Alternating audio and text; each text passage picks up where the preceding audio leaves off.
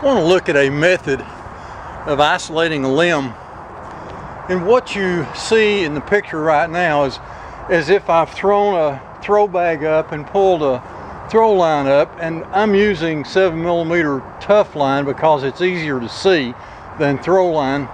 But the classic is you've got the throw line over an upper limb that for whatever reason may not be suitable to climb on, and what you want is to isolate on that lower limb. So somehow we have to get our throw bag over that limb.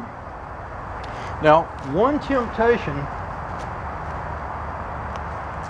would be to pull the throw bag up, get it up there where you can see it, and try to just drag it over that limb so it'll fall on the other side.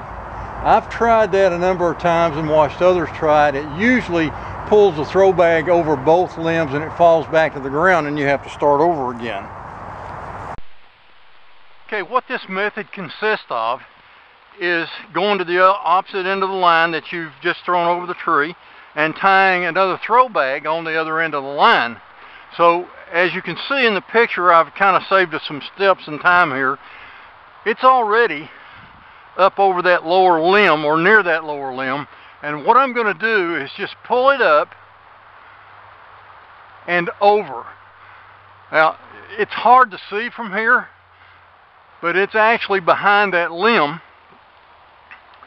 and it may look like that wasn't the wisest thing in the world to do, because now I've lost the limb. However, now I've pulled the original throw bag and that end of the rope back up, and you can probably see now that I'm actually behind the target limb, that lower limb, and my throw bag is still over that high limb. Now I'm using big throw line, if you will, 7mm PMI tough cord, and I'm trying not to overdo this by pulling it really hard, but here's what we do. We pull it hard enough to sling that off of that limb and onto that one. And as soon as it stops swinging, you're isolated on that limb. And that won't come down because the line is too heavy for even a 16-ounce bag to throw it down. I can work it down, but with throw line, it would come down readily and you would have a limb isolated. It's a very good technique. It works at 20 feet off the ground like this, and it works just as good at 50 feet off the ground.